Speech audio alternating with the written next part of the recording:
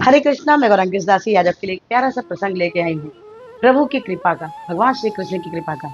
आज की इस कथा सुनकर आपको बड़ा ही आश्चर्य लगेगा कि वाकई जब आप दिल से प्रभु को चाहते हैं, दिल से प्रभु को प्रार्थना करते हैं, प्रभु आपका निरंतर सुनते हैं। सुनिए, आज बड़ी प्यारी सी कथा है। कथा है गुजरात की। गुजरात में एक रागिनी नाम की माता जी हुआ करती थी, जो लड्डू गोपाल की बड़ी ही प्रेम से भक्ति किया करती थी। उन्हें अपना, क्योंकि उनके पास बच्चे नहीं थे, तो उन्हें अपना पुत्र माना करती थी। और साथ में वो दुर्गा मैया की भी उपासना किया करती थी, उसे बहुत प्रेम करती थी, निरंतर प्रेम करती थी। दुर्गा माँ को अपनी माँ मानती थी और कन्हैया जी को अपना पुत्र मानती थी। बड़े ही प्यार से निरंतर सेवा किया करती थी। नहलाना धुलाना, भोग लगाना, श्रृंगार करना, सब कुछ दोनों का किया करती थी। एक बार की बात है कि नवरात्रि का समय आया। उनके मन में आया कि क्यों ना हम भी कन्या भोजन करें। सुने हैं कि कन्या भोजन करने से माता रानी प्रसन्न होती हैं। क्या पता वरदान दो, मुझे भी कोई पुत्र या पुत्री दे दे। ऐसी इच्छा रागनी की हुई। रागनी अपने लड्डू गोपाल से सारी बातें किया करती थी। अपने पति से भी नहीं बोलती थी। जो भी उसे परेशानी होती थी, कभी भी अपने पति को वो बातें नहीं बताया करती थी।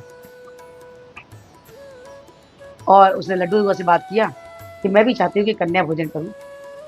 अपने पड़ोस की एक महिला थी, उनके घर गई। उनकी छोटी सी बिटिया थी जिसका नाम था रोमा, और उनकी माता का नाम था सीमा। सीमा से जाकर उन्होंने कहा कि मैं चाहती हूँ कि कन्या भोजन मैं कराऊं, आप रोमा को मेरे घर भेज दीजिए। सीमा जी ने तुरंत मना कर दिया, बोला नहीं, मैं अपनी कन्या को नहीं भेज सकती, मैं अपनी बिटिया को नहीं भेज सकती। उन्हें सुन के बड़ा आश्चर्य लगा, ऐसा क्यों? हमारी इतनी अच्छी दोस्ती है, मैं कन्या भोजन करना चाहती हूँ, आप मुझे अपनी कन्या को मेरे घर भेज दीजिए। तो उन्होंने कहा कि नहीं, जिसके घर में औलाद नहीं होते, कहते हैं उनके घर अगर हम अपनी कन्या पूजन के लिए भेजें तो शुभ नहीं होता। ये बात सुनकर उन्हें बड़ा दुख हुआ। घर आ गई और सोचने लगी कि आकर रोने लगी और लड्डू गोपाल से कहने लगी, मैंने तो सोचा था कन्हैया कि हम कन्या पूजन करेंगे, और इसीलिए वो किसी और से कहने नहीं गई कि कोई और भी कुछ बोल देगा तो बहुत दुख होगा मुझे। अब वो जो मैया थी, अपने लड्डू गोपाल को सोची कि चलो कोई बात नहीं, मैं आपको ही भोग लगाऊंगी, मैया को ही भोग लगा दूंगी, कोई कन्या नहीं आती तो जाने दो, कोई बात नहीं। दुखी मन से वो भोग बनाने लगी, पूड़ी, हलवा, चना और सुंदर सुंदर श्रृंगार के सामान भी लाई मैया के लिए। तभी दरवाजे पर खटखट की आवाज आई। वो सोची इतनी सुबह सुबह कौन आ गया। मैया खोलने गई दरवाजा, दरवाजा खोली, देखी छोटी छोटी कन्या, बड़ी सुंदर सुंदर कन्याएं खड़ी थी और बोलती हैं, आंटी आपने हमको कन्या भोजन के लिए बुलाया था ना? मुझे मालूम चला आपने मुझे कन्या भोजन के लिए बुलाया था। तो मैया को बड़ा आश्चर्य हुआ और रोने लग गई। बोलती हाँ हाँ, अंदर आइए अंदर आइए। सबको बुलाती है, अंदर बुला के सबका पैर धुलाकर वो कन्याओं की आते ही बड़े ही सुंदर सुगंधी आने लगी, कमरे में जैसे कोई इत्र बिखेर दिया हो। लेकिन मैया ने कोई इत्र नहीं डाला था, लेकिन अपने आप ही खुशबू आ रही थी। सबका उन्होंने बड़े अच्छे से प्रसादम सबको खिलाया, मैया का भोग लगाया, श्रृंगार किया, महावर लगाया, हल्दी लगाया, चुंदरी उड़ाई, सबको भोजन कराया। सारी बच्चियां जब खड़ी हुई, बोलती हैं बोलो जगत जननी शेरा वाली मैया की जय हो। सारी लड़कियां जयकारा लगाती हैं और बोलती मैया आप थोड़ा अच्छत लाओगे?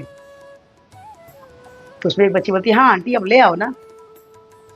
अच्छत लेके आती हैं मैया और देती हैं बच्चियों के हाथ में। वो मैया के आंचल में उन्होंने अच्छत डाल दिया। बोला मैया आपके घर में बहुत जल्दी खुशखबरी आएगी। ये बात सुनकर वो मैया रोने लगी।